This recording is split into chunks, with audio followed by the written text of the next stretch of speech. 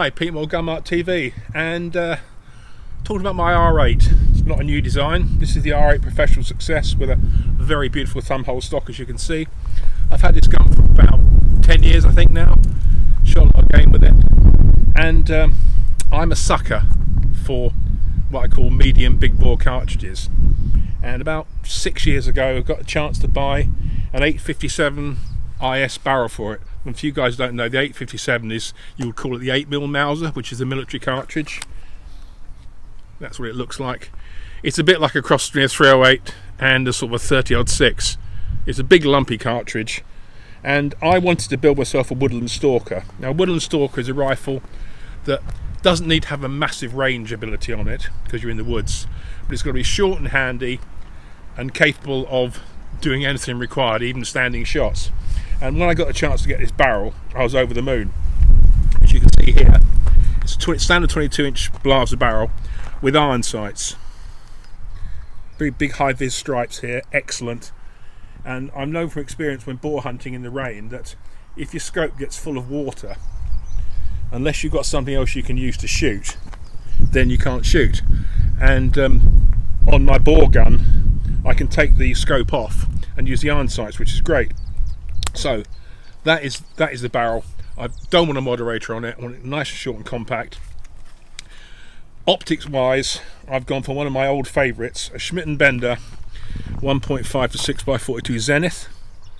This is what you call a dangerous gain scope. It's first focal plane, nice and compact. Lowest power is 1.5, highest is 6.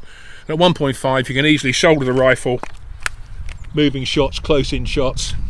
And if you want a longer shot, wind it up to 6, brace against a tree or prone or kneel, and you can push it out. So at 100 yards, this thing shoots about an inch with this ammo, which we'll get onto in a bit of time. But the other good thing about this is you can pop these two catches like so. Say, and the scope comes off, which is really nice. But the other good thing about the Blaser is that because the scope fits to the barrel, because it's a switch barrel system, when you change the barrel and leave the scope in place, when you put the scope and barrel back on, there's no need to re-zero like in some systems. If you don't know the Blaser R8, it's a straight pull. Basically, where a turn bolt has 4 movements, you lift up, pull back, push forward, pull down. That's it, forward and back, as it feeds that quickly. Also, which is can confuse some people, has a thing called a decocker, or a kick spanner as the Germans call it. If you look at that there, it hasn't got a safety catch. What you do, when you want to fire the gun, you push it forward and it clicks, and you can see there's a square red mark there, which means the gun's ready to shoot. And when you fire, boom, pull back, push forward, the gun stays cocked and you keep chambering. If you want to decock at any time, just press down on the back of the kick spanner and it drops back down, and the gun is totally safe even with a round in the chamber. I picked the R8 because the earlier R93 was a top loading magazine only, which I did not like. The R8 has its own magazine system. Unique is the fact that the magazine system incorporates a lower portion of the trigger mechanism, which is a bit crazy, but it's there and it works. So, what I do like about this gun, I love thumbhole stocks, and this is an absolute beauty. Lots of room, rubber gripping panels, and what I've done to mine is it's a tiny bit low in the comb. I've got this bear-proof comb that actually velcros on, which is quite nice, so it gives you a little bit of cheek support. I've angled it slightly downward so when the gun recoils, the comb moves away from you so that you don't get any transmitted shock. And the other nice thing about it is you can, as I've done here, ready use ammunition. There's 8 rounds of 857 there, so I can just take it out of my bag, put it on the side of the gun, and it's ammo ready to go.